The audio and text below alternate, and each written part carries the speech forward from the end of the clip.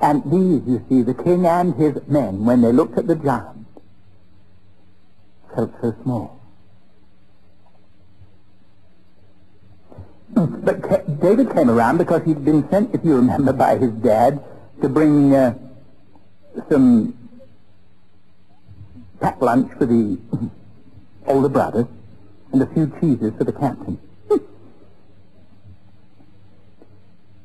And all the men of Israel, verse 24 of that chapter, when they saw the man, fled from him and were sore afraid. And the men of Israel said, have you seen this man that is come up? Surely to defy Israel is he come up. It shall be that the man who killeth him, the king will enrich him with great riches and will give him his daughter and make his father's house free to Israel, in Israel.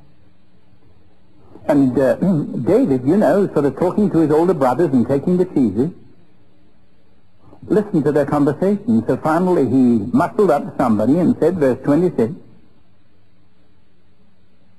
what shall be done to the man that killeth this Philistine, and taketh away the reproach from Israel? And by this time David was getting quite indignant. Who is this uncircumcised Philistine that he should defy the armies of the living God? And finally, you see, he'd become the sort of talk of the town.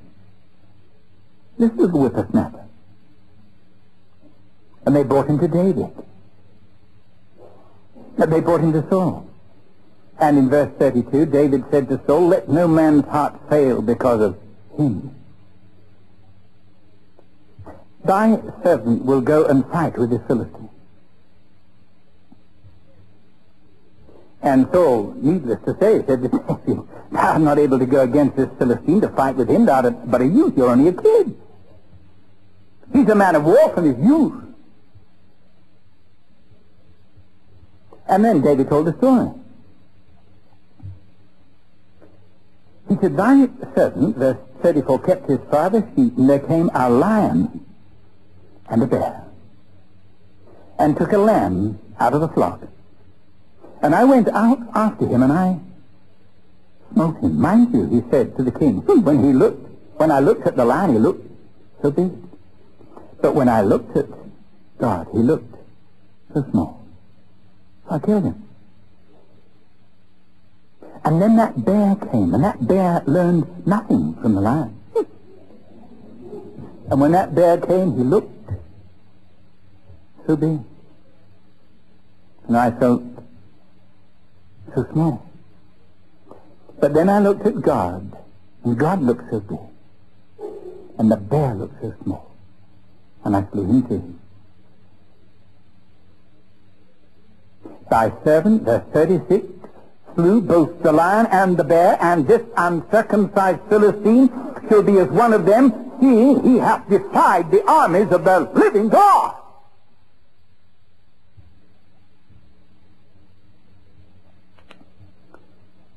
The Lord that delivered me out of the paw of the lion, and the Lord that delivered me out of the paw of the bear, he, that God, will deliver me out of the hand of this Philistine.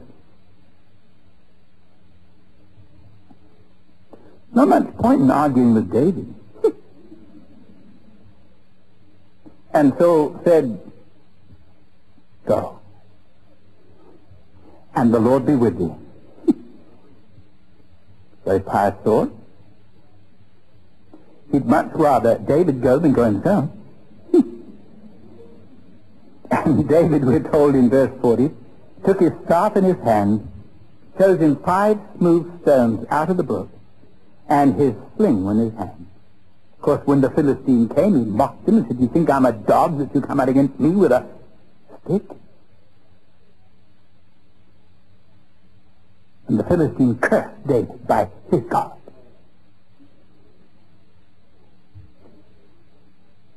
Then said David, verse 45, to the Philistine, thou comest to me with a sword and with a spear and with a shield. I come to thee in the name of the Lord of hosts, the God of the armies of Israel, whom thou hast defied. You haven't defied me. You haven't defied King Saul. You haven't defied this army of men. You've defied the living God. This day will the Lord deliver thee into my hand. And I will smite thee, and I'll take thine head from thee, and I'll give thee the carcasses of the host of the Philistines this day, unto the fowls of the air, and to the wild beasts of the earth, that all the earth may know that there is a champion to maintain the cause of Israel. And David is his name. Somebody said?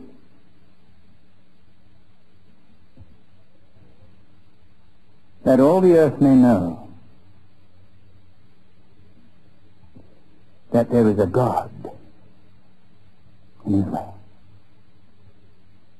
A real one. A living one. Not a rubber dummy. Not just a name. Not a stained glass window. Not a melancholy history of somebody who lived long ago. But a God who's alive and well and very much in business, that all the earth may know that there is a God in Israel. And all this assembly shall know that the Lord saveth not with sword and spear, for the battle is the Lord's, and he will give you into our hands.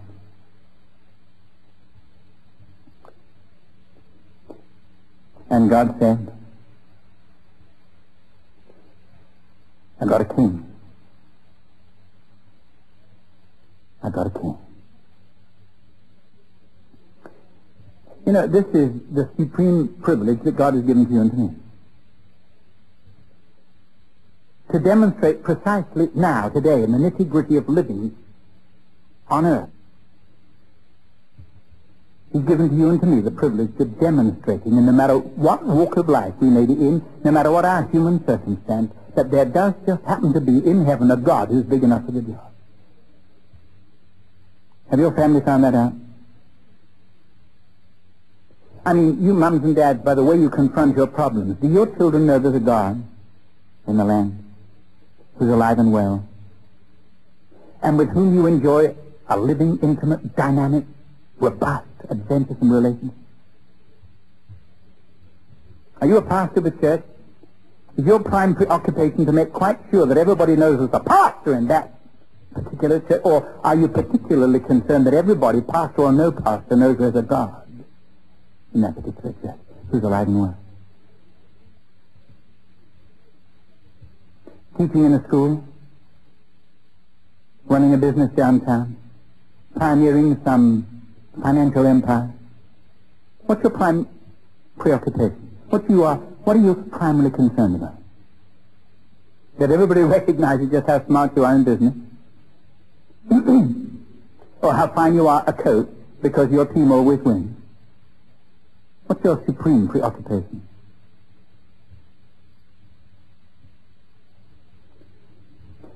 God has entrusted to you and to me one supreme priority.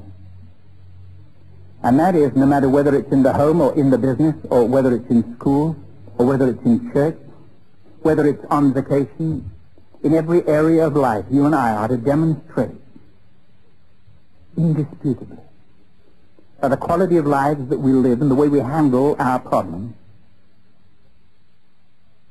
that there's a God in the land. And he is. David, verse 49, put his hand in his bag, and he took thence a stone and flung it.